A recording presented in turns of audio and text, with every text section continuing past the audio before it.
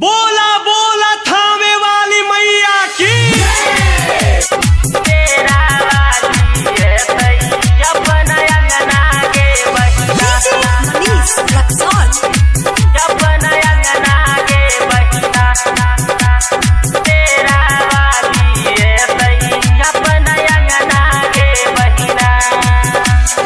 आंगनान पई है गे बहिना दुआरानी पई है गे बहिना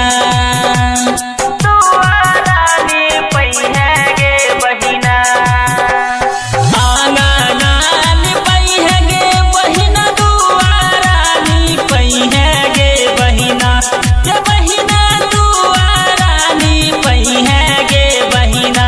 के बहिना तेरा वाली है तई अपना अंगना गे बहिना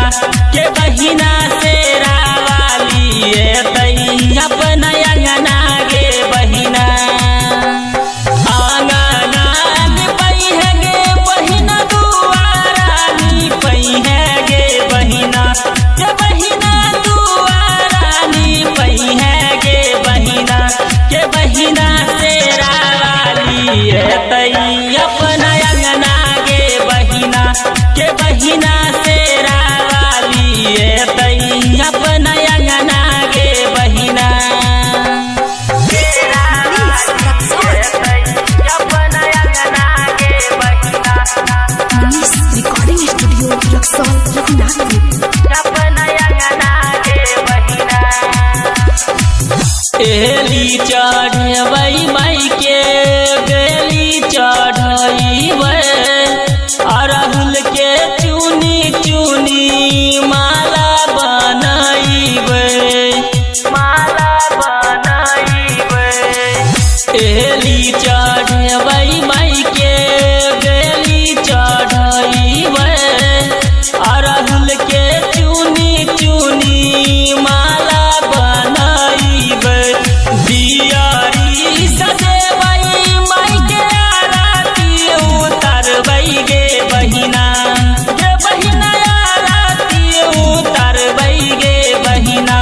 के बहिना तेरा वाली है तई अपना अंगना गे बहिना के बहिना तेरा वाली है तई अपना अंगना गे बहिना तेरा वाली है तई अपना अंगना गे बहिना मनीष रिकॉर्डिंग स्टूडियो रक्सौल रघुनाथपुर। अपना अंगना के बहिना शेरा वाली है तई घरे सोहावन होइते सब कोई मिली जुली भोग लगइबै शेरा वाली अइतै घरे सोहावन होइते सब कोई मिली जुली